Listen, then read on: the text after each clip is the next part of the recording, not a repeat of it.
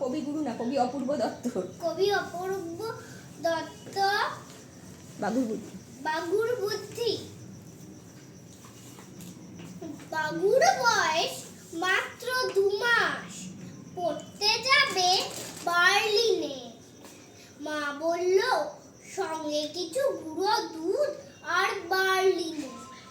বিদেশ বিভুঁই রাস্তাঘাটে কে দেবে আর খাবার?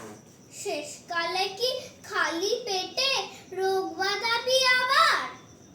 বাঘু বলল একটুতেই মা, তোমরা এত ভাবো না। কি যে বলো, প্লেনের ভিতর খাবার কি আর পাবো না? মা বলল আসল কথা, আমরা তো বাঘ, তাই আমরা কি আর ওদের মতন চপ কাটলেট খাই?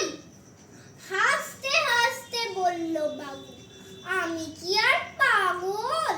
খোঁজ নিয়েছি, একই প্লেনে যাচ্ছে 200 ছাগল। নমস্কার।